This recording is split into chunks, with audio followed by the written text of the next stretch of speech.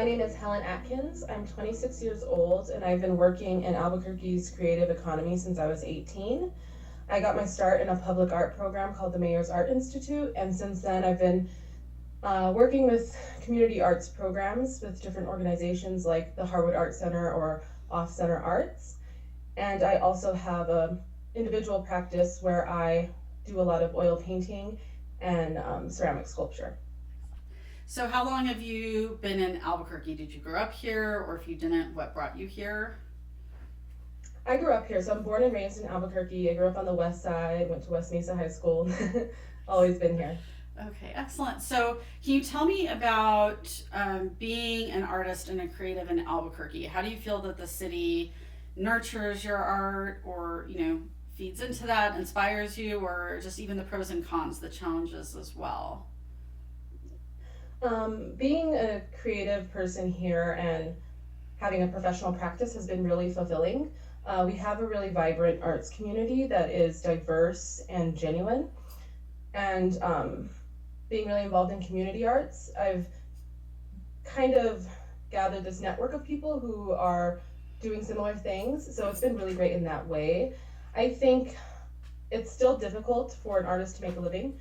I usually have to work multiple jobs in the arts sector, so that's really good. I get to work in the creative economy, but I still have to balance multiple jobs and then do my own art practice and that whole hustle. So it's really vibrant and fulfilling on one hand, and then on the other hand, it's like it's a struggle. Right, right. And I was going to ask, like, so what are some of the ways, and it's great that you're able to do it through the arts as well, but the ways in which you supplement your income? How have you navigated it? What are some of the other things you found that you can, garner income for yourself? So I usually balance 2 to 3 jobs on top of my private practice, my studio work. And so I do a lot of teaching artist work with the Harwood Art Center, and usually around programming that's geared towards youth or at-risk youth. And then I also work with Off Center Arts. I'm the program manager. So that's an open studio where anyone can come and create. And that's a part-time job as well, but it's again really fulfilling. I'm usually making with people and piloting programs that are going to serve our community. And then I usually have like another big contract job for the year. So sometimes I'm doing a private mosaic installation, or again, some community work. I was the artist in resident with Art Street, which is another open studio, for a year. So it's kind of just this balancing act of wearing a lot of different hats. And then I show my work at different shows throughout the year. And yeah, that's kind of what I do. Looking at your website, I was just amazed. It's incredible, all the things you have your hands in and all the work you're doing. I mean, it's very commendable that you have the time and the energy that you can put into all these really amazing things that help the community and just put beautiful art, for everyone to enjoy. So thank you very much. So that's, your existence, normally. Let's talk about the early days of 2020, what that looked like what were you involved in, what things did you have on the horizon, what projects were you working on versus once COVID came on the scene, and what kind of upheaval or shifts did that cause for you? So in early 2020, I was working on a temporary mural for the NHCC, the National Hispanic Cultural Center. And I was working at my 2 jobs with the Harwood Art Center and Off Center. And then I was also working towards, I'm having a solo show in October. So that was kind of what was in my mind. And then during the summer, I shift to a different program that's called the Apprenticeship for Arts and Social Justice at the Harwood Art Center. So that's kind of like a 10-week intensive program where myself and artist Ryan Hennel, we lead a group of teens in the completion of a public sculpture in Mesa Verde Park. So that's kind of where my headspace was. It was, again, a lot of that balancing. And I felt a lot of, I was like yearning for the world to take a break so that I could focus on my work.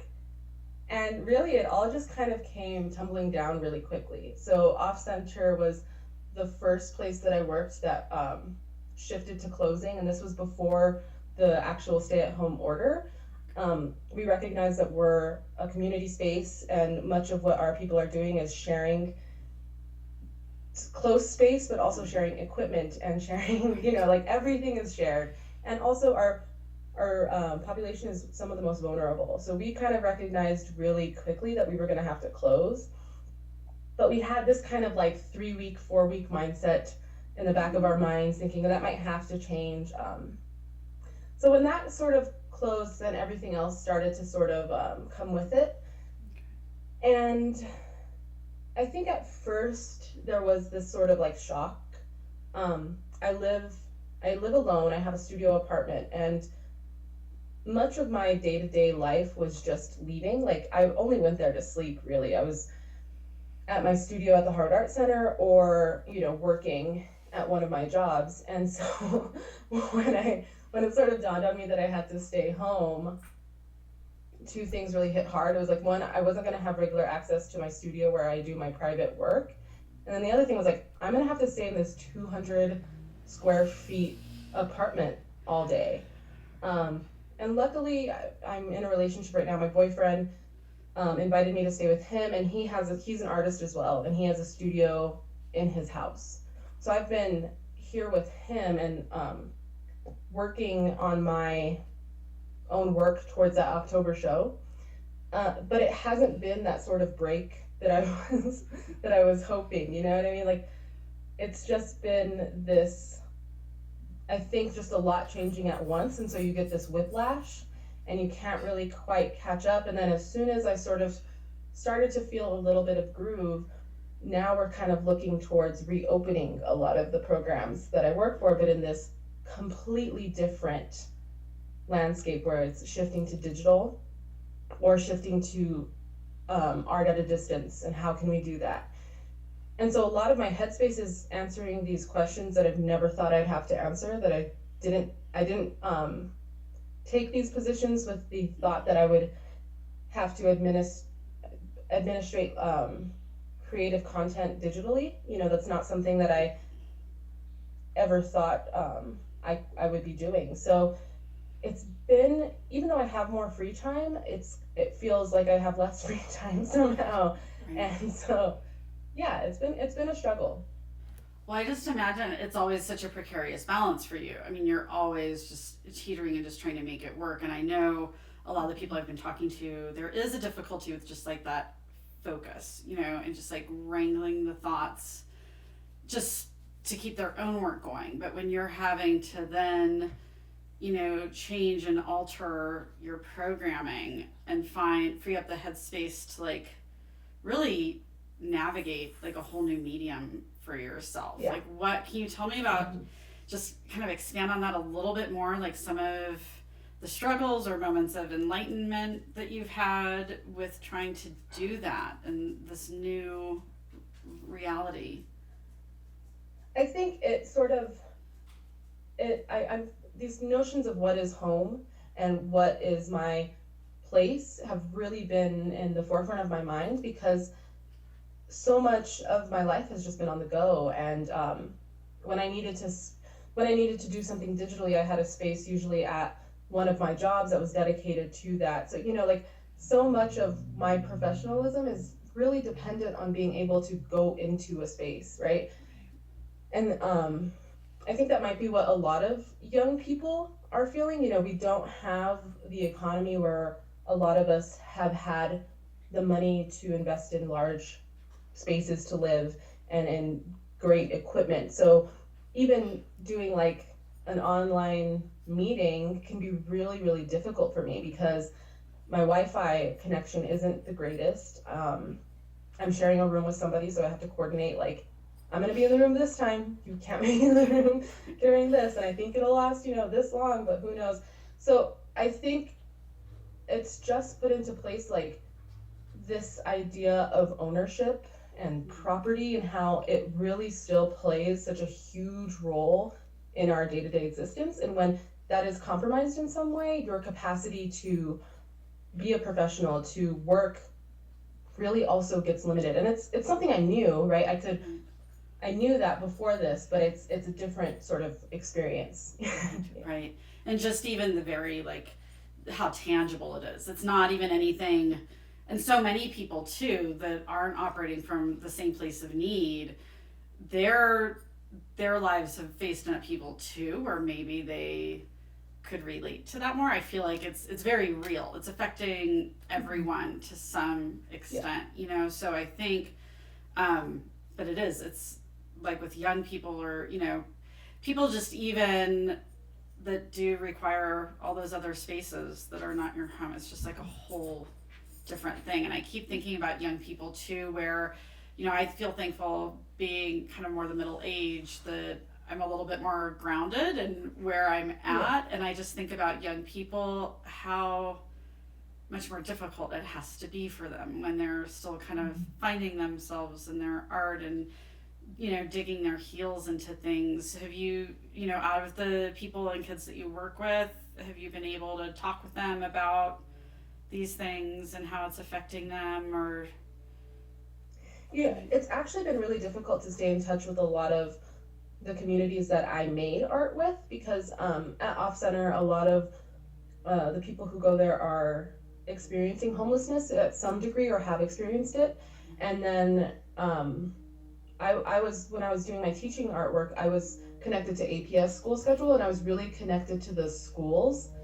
So when those kind of structures aren't as accessible, then the whole thing kind of falls. So that's the other part is like a lot of my work that I was doing to make a living was in arts administration, but it was really creative work with other people. It was really based on like connecting and creating with other people, and that's probably where I thrive. Right. And now it's shifted to this whole like programming amongst just a few of us who are trying to to make these answers right. So it's really like taken away the part of my work that I really love, right? So then I have to source the energy to do the rest of it, knowing that one day, yes, I'll go back to some level of that, but it's been difficult to sort of muster that energy to do the really like Right. gritty work when you're not getting any of the payback, right? So Yeah. I haven't Yeah. created anything with anybody yet, and I haven't made those connections, or I haven't, that whole thing is Right. missing. So Right. And I just can't even imagine. I mean, how do you even plan if we are looking at this, say, until a vaccine comes about, a year, 18 months mhm. out? I just read a report a couple days ago. They're saying this could be our existence till 2022, just going through these like ups and downs. I mean, in trying to search for these answers of how to keep this programming alive and serving these communities, what are some of the things that you guys have explored, or you know, brainstorming what's come up as possible solutions? Yeah. So I think a lot of the initial conversation is moving to digital.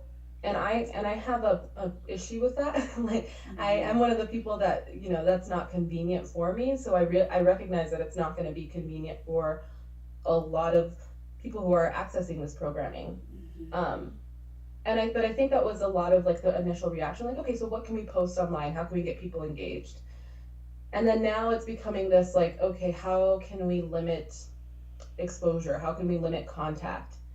And it's almost like we're talking about having individual working spaces that have sanitation stations at each space and that people must wear masks and they have to, we have to sort of limit the flow of people. Off center used to be this really open space where people could come and go, and we didn't really have like a capacity, right? Like if we got really busy, we dealt with it. Mm-hmm. And we didn't, we tried to limit the amount of times we had to tell somebody to leave. But we're looking at this new existence of like only 6 people can be working in the studio and they have to be maintaining this distance and we have to curate their supplies because they can't go and get supplies and then leave it and then somebody else goes and touches it, right? So it feels like this policing Right. that is necessary. It's necessary to do, but it's not something that it's not something that I thought I would be doing or that I necessarily want to do, right? Right. Well, it's hard because for so many people, like working in whatever medium their art, that's such an outlet for them. It's a release, Mhm. and you enter into this different space when you're in it, and when all these parameters and things are, you know, intruding upon that, you wonder what Yeah. freedom there is and how people are able to tap into that same part of Hmm. themselves. Like when you kind of lose yourself in what you're doing, there's Hmm. certainly Yeah. going to be that.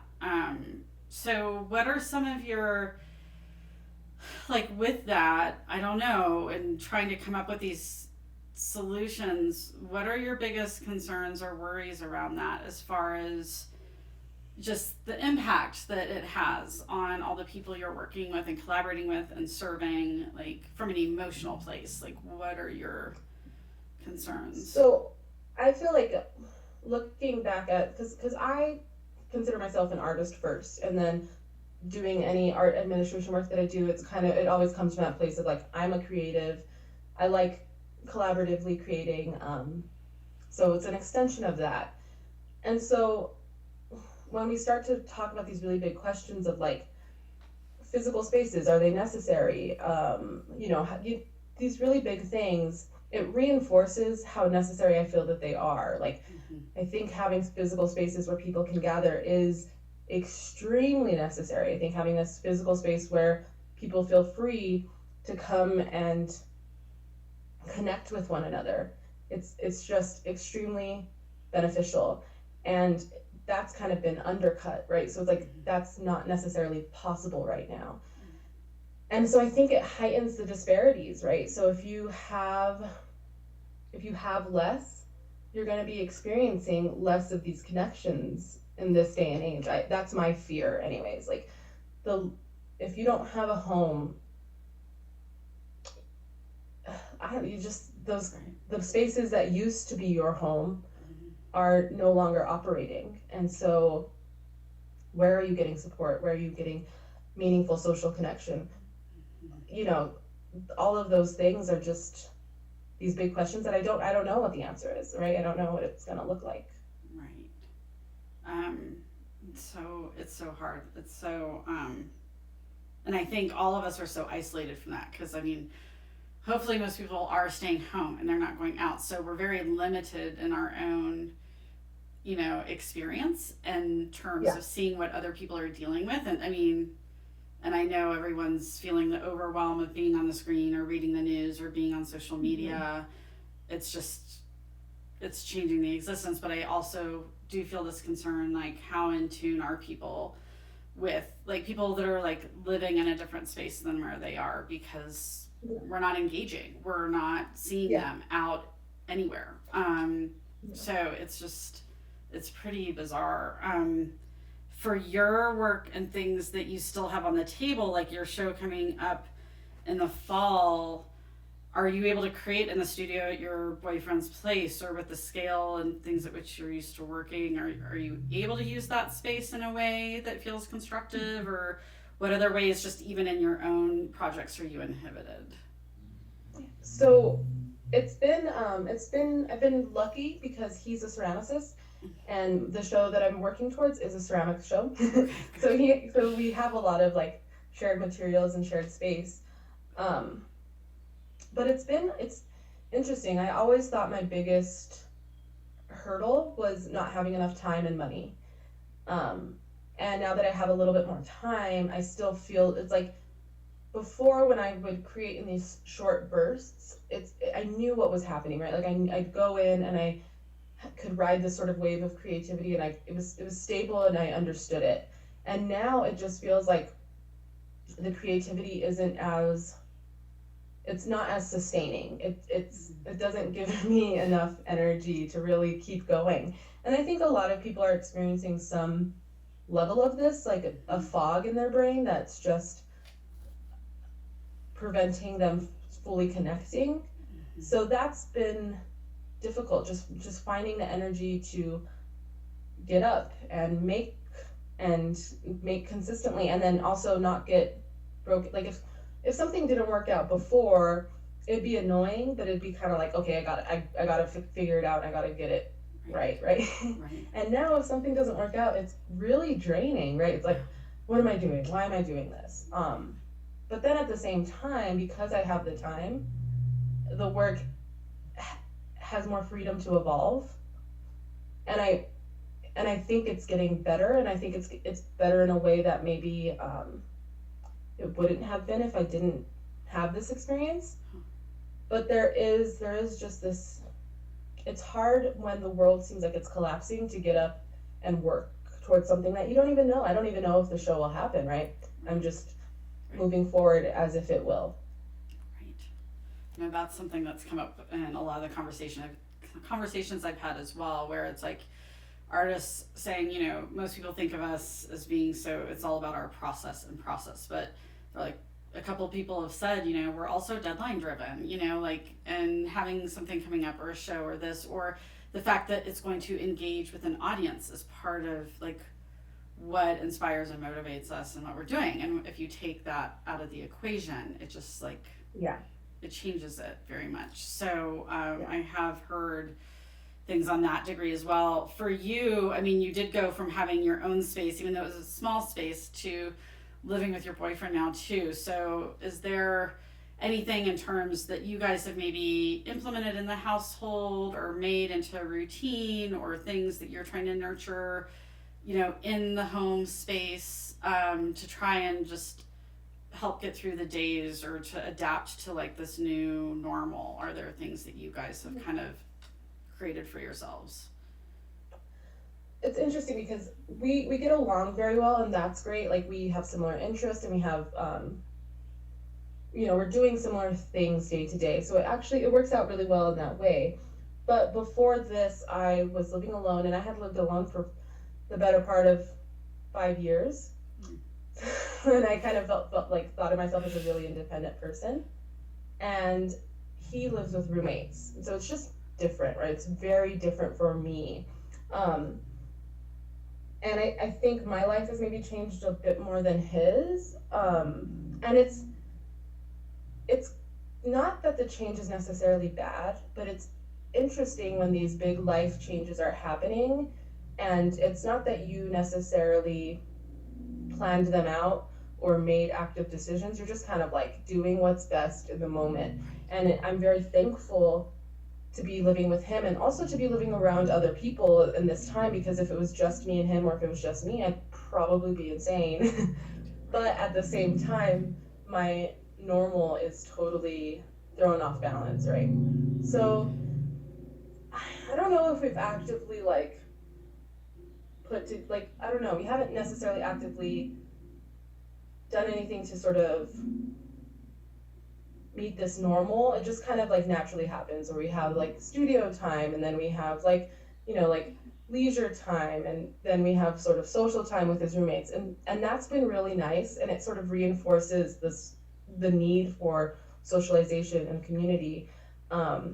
It's been humbling because, like I said, I considered myself extremely independent, and, this sort of shows like even if you are independent, you're very dependent on people for your well-being. So Right. yeah, it's been interesting. Right. So what did like a day for you look like, say, you know, a normal day in January or February? What would your day look like versus what it looks like now? Like kind of just take me through when you wake up. So usually I would wake up and I would go to the gym, and then I would do some sort of work, either for like preparation for a teaching artist job or preparation for like a show or something. I'd have a couple of hours to do that, and then I'd go into work at off center, and usually that's like 5 hours. And then I would either do some socialization, right, like hang out with my boyfriend or hang out with my friends, my group of friends, or I'd go into the studio at night and do a lot of my work at night. Um, Now it's kind of I wake up and decide if I need to do like house things or studio stuff today, and then try to do that as long as I can. And it's a lot of like going and doing something and then like stopping and then going and doing something and then stopping, right? It's like just mustering up that energy. I think before it was much more like go, go, go, go, go, and now it's kind of like just like crawling. What do you see us gaining just as a society by having this pause? Like, where, I mean, are there positives that can come out of this very, tragic, odd experience? Definitely. I think one of the big things, again, appreciating people and like appreciating having people around you. I think that'll be a huge one. And then also, like, the slowdown is necessary. I think we're going to start to question, especially as we're starting to think about reopening, like, when is it necessary for people to come into work? When is it absolutely necessary for people to, and I think, um, right now, those are all framed in the COVID sort of mindset of like, we don't want to spread, we want to limit, um, contact. But I think like another way to look at it is like time is sacred, and that's something I really always knew, as an artist, but I never really got to practice it because I had to eat and I had to work and all of those things. But I think people will start to realize a little bit more of like time is sacred, and you don't need to be giving all of your time to your jobs and your, to things that aren't also feeding you. Um, and so I think that'll be something that's a little bit more in our culture, that time is sacred. I hope so. I hope so. How how do you see like your work coming out of this, or even the projects that you might be, putting together? Do you see COVID and just like this existence or any of the lessons, takeaways from it, working its way even into the content of what you create and work on? So much of my work is figurative. I would say probably all of my personal practice is around figurative art. And before this, I was really focused on, our relationship with our bodies and what sort of physicality means and how it's dictated by our culture. And I think right now, all of these concepts are even more, at the forefront of our conversation as people spend more times with their bodies and more times just in themselves. But then the difficult thing for me and the thing that I worry is that it I won't be able to show my work to as large of audiences, right? Like, we can all look at Instagram and we can all look at screens, and we gain a type of joy from seeing art in that way for sure. But, especially for a sculpture, you have to see it, you have to look at it, you have to feel it. And then that sort of relates to what I'm talking about in terms of like the feelings of existing in your body. So, yeah, I worry that, art and experiencing art will become one of those things that's not deemed necessary. So, what about? I have a few questions I've been asking people, what they'd like to hear from their fellow artists. So, these are some questions coming from people I've interviewed already. One, they were curious, like, what other artists are doing in terms of, looking for financial relief or grants, and how much that's become part of what you're doing in your day to day, if that's something you've had to explore.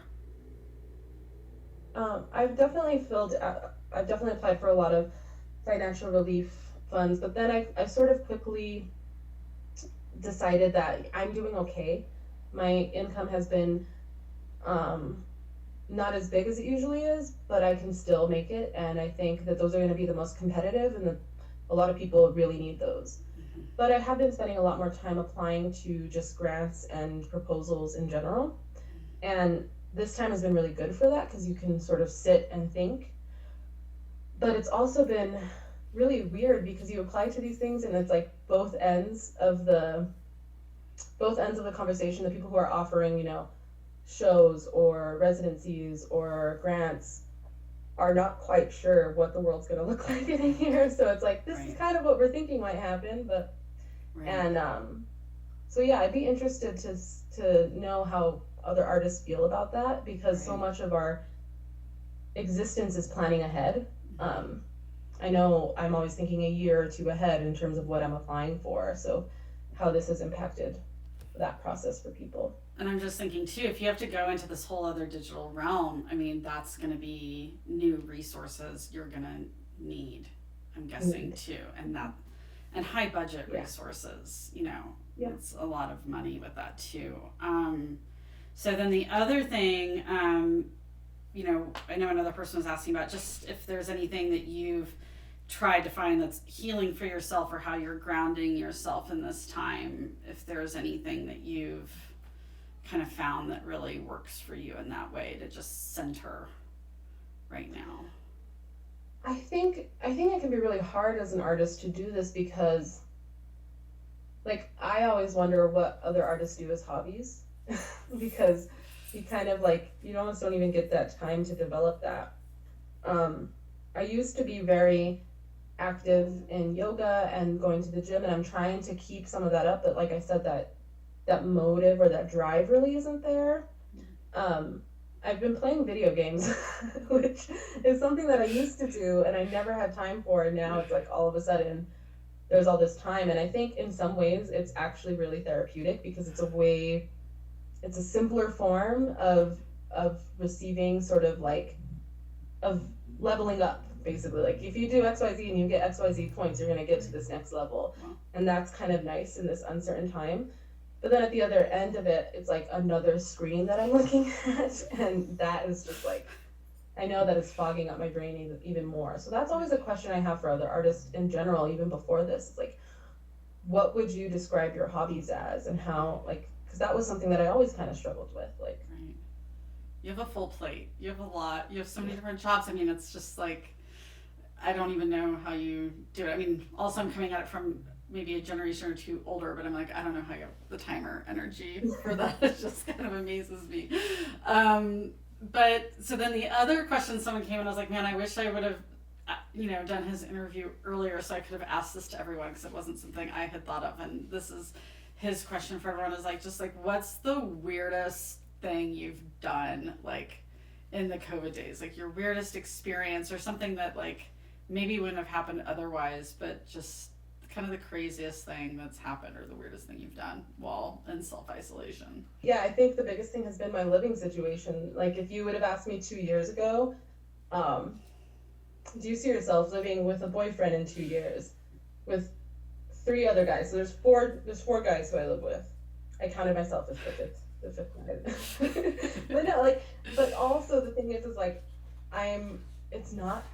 It's not bad. Like I thought it. Like in this new landscape, I'm like, this is great. Like there's people around. Right. There's stuff happening. And like things that I think might have bothered me. Then are just kind of like they're not big issues right now. But yeah, so I think that's been the biggest thing. Just like rethinking of like the way I really saw myself as like this one person and how I'm kind of like okay in this other situation that I would have never thought of putting myself in. Right. So the last question I have is, where do you see yourself in your artistic pursuits a year from now? Oof, it's so wild because this time has given me the opportunity to apply for some really big things, and I've gotten some good feedback. And like I'm supposed to have a residency in Ohio next year, and I'm applying to this really big public art project in Denver, and we are finalists, and we get to have an interview. And so, like, there's these really big things on the table, and if they happen, like it's this really great vision for the future. But then there's also the thing that might happen is like I get them, and then they don't happen for this totally unrelated reason. So yeah, I mean, I know that a year from now I'll still be making art, right? No matter what's going on. Because if this has taught me anything, it's that, that is like the important thing in my life. So. Right. So do you have any questions you'd like for me to pose to, I only have a few more of these left, like 2 or 3, I can't remember. But is there anything you'd like for me to ask that you'd like to hear from your fellow creatives here in town?